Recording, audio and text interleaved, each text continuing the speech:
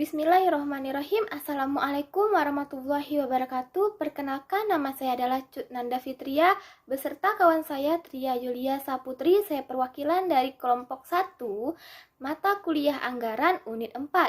Di sini saya akan membahas tentang budget penaksiran atau forecasting budget. Yang akan dibahas dalam video ini yang pertama, apa pengertian dari forecasting budget? Yang kedua, apa saja yang termasuk kelompok dari forecasting budget? Yang ketiga, bagaimana cara menyusun forecasting budget?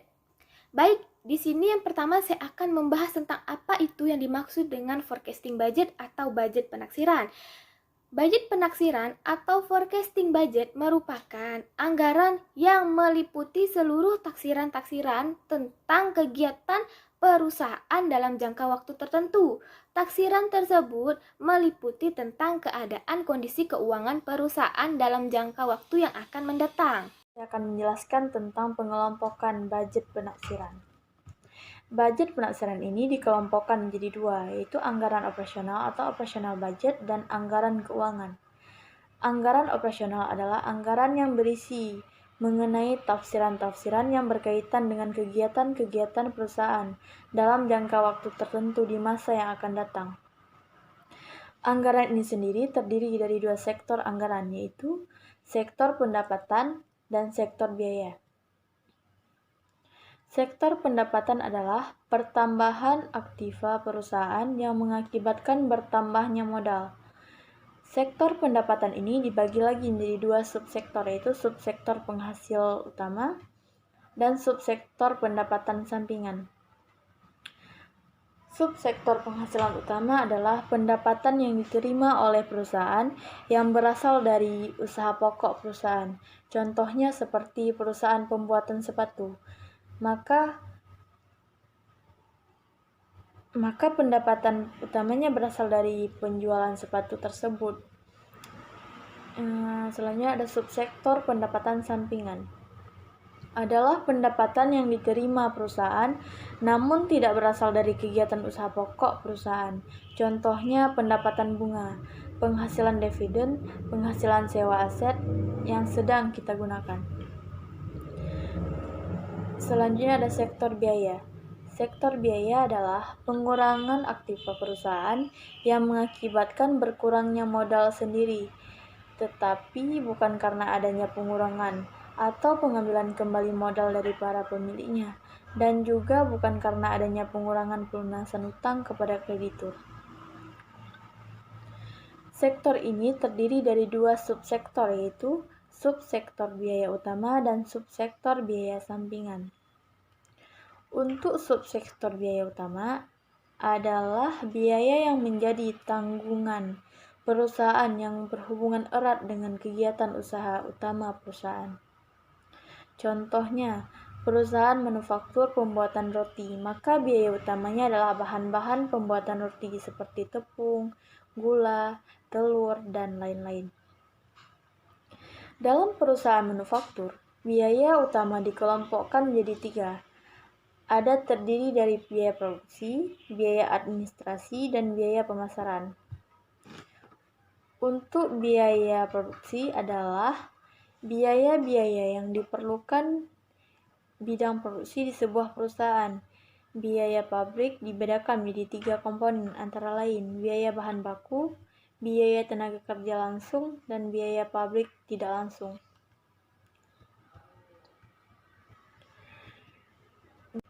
Kemudian biaya administrasi adalah biaya-biaya yang diperlukan bidang administrasi di sebuah perusahaan, seperti biaya alat tulis kantor, biaya gaji karyawan, biaya listrik administrasi, dan biaya pemeliharaan gedung administrasi. Biaya pemasaran adalah biaya-biaya yang dibutuhkan dalam pemasaran di sebuah perusahaan, seperti biaya pembantu pemasaran, gaji karyawan pemasaran, biaya alat pemasaran, biaya promosi, dan biaya transportasi. Dua subsektor biaya sampingan adalah biaya yang menjadi tanggungan perusahaan yang tidak berhubungan erat dengan usaha utama perusahaan.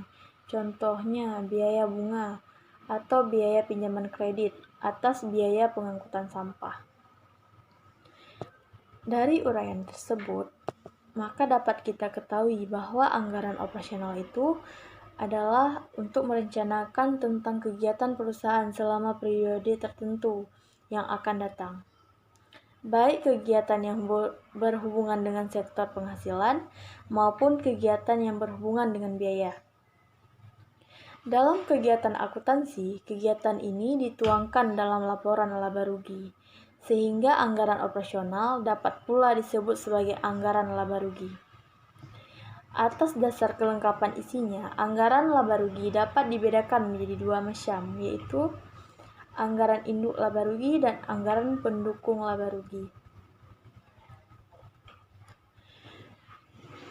Yang pertama, anggaran induk laba rugi adalah anggaran tentang penghasilan dan biaya perusahaan selama periode tertentu yang akan datang, yang berisi taksiran-taksiran secara garis besar dan belum dijabarkan secara rinci. Selanjutnya adanya anggaran pendukung laba rugi adalah anggaran tentang penghasilan dan biaya perusahaan selama periode tertentu yang akan datang, yang berisikan taksiran-taksiran yang lebih rinci. Adapun anggaran-anggaran yang termasuk dalam anggaran pendukung laba rugi ini adalah budget penjualan atau sales budget, yang merencanakan secara lebih terperinci tentang penjualan perusahaan selama periode yang akan datang.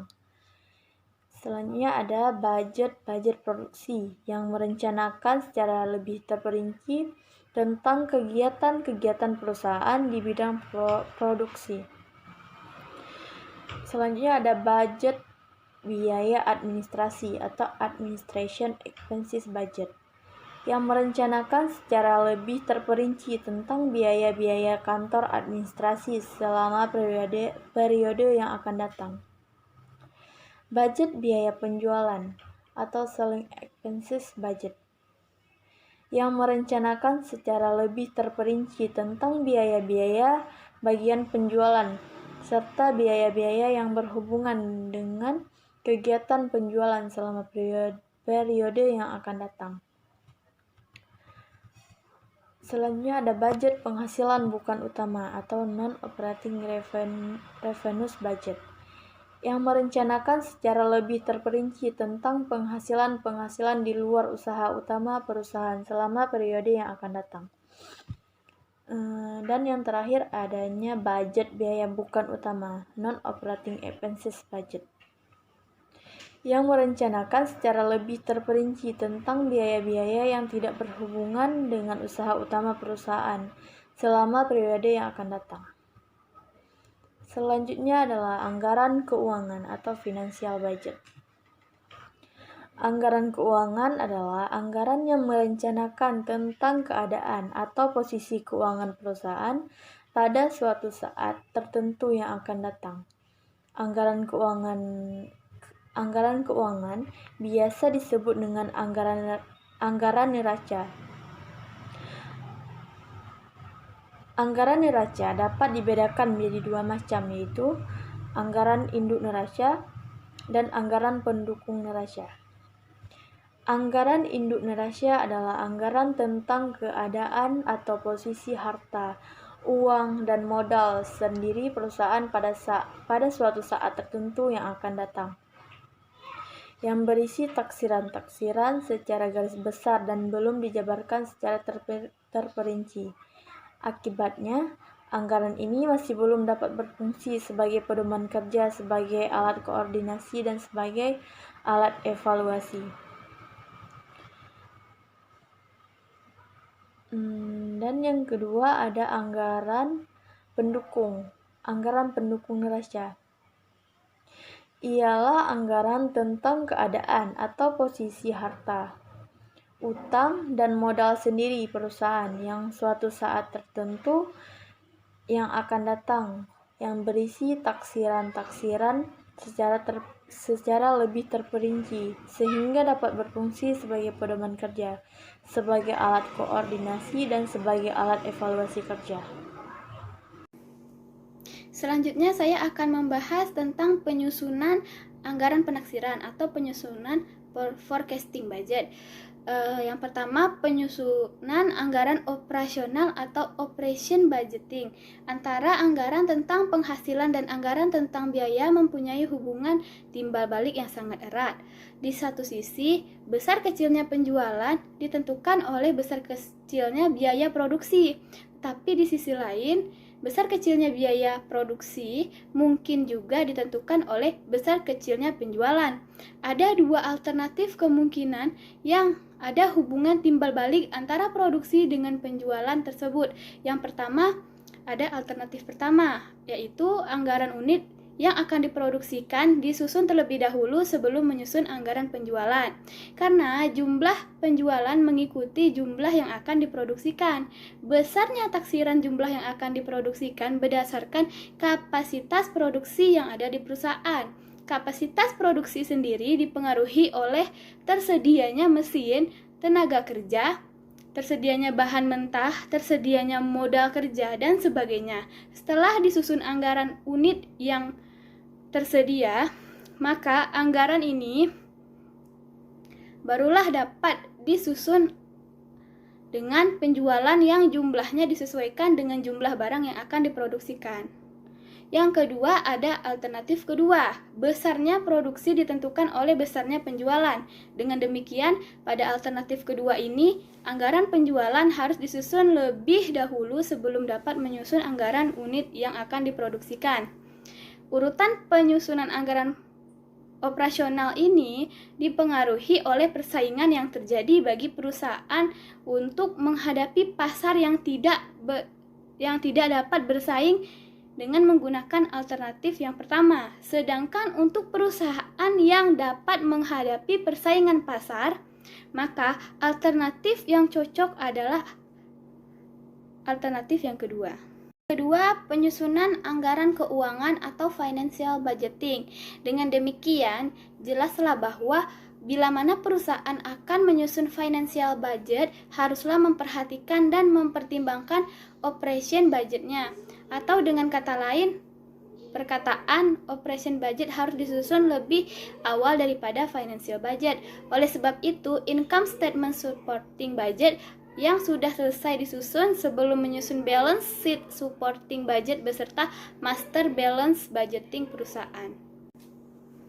Dari pengertian di atas, maka dapat kita ambil kesimpulan bahwa anggaran penaksiran terdiri dari dua kelompok. Yang pertama ada operation budgeting atau anggaran operasional yang merupakan anggaran memuat taksiran kegiatan perusahaan dalam jangka waktu tertentu. Yang kedua financial budget yang merupakan anggaran keuangan atau anggaran yang memuat taksiran tentang keadaan keuangan perusahaan pada suatu saat tertentu di masa yang akan datang. Dari penjelasan tadi dapat kita ambil kesimpulan.